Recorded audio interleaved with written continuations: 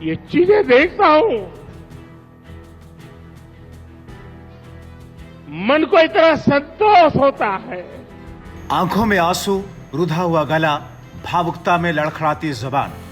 PM Modi का यह अंदाज आपको भी भावुक कर देगा।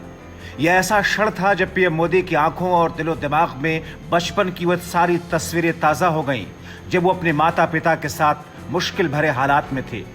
पीएम मोदी को हम सब ने कई मौकों पर भावुक होते देखा है, कभी माँ की बातों का जिक्र करके, कभी बचपन में माँ की मेहनत मजदूरी करने की बातों पर, कभी खुद के संघर्षों भरी जिंदगी की बातें बताते हुए, कभी विरोधियों के वार पर और कटाक्ष पर। मगर पीएम मोदी 19 जनवरी को महाराष्ट्र में अचानक भावुक हो गए। पीएम मोदी की आंखों में आंसू आ गए। पीएम मोदी ने रोते हुए कहा, काश बचपन में मुझे भी ऐसे घर में रहने का मौका मिला होता। इस योजना के तहत बनी देश की सबसे बड़ी सोसाइटी का लोकार्पण हुआ है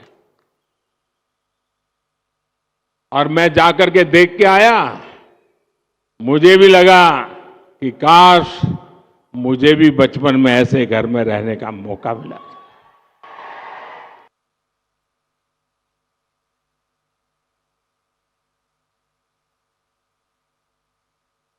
ये चीजें देखता हूं, मन को इतना संतोष होता है। दरअसल पीएम मोदी महाराष्ट्र में पीएम आवास योजना के तहत देश की सबसे बड़ी कॉलोनी का लोकार्पण कर रहे थे। महाराष्ट्र के सोलारपुर पहुंचे पीएम मोदी मंच पर भाषण के दौरान भावुक हो गए। राज्य के लाभार्थियों से बात की।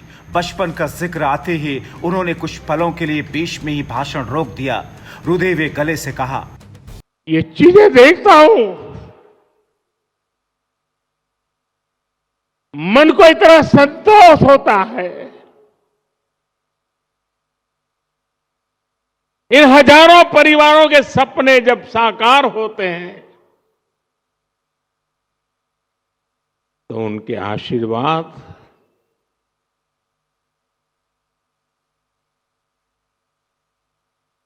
मेरी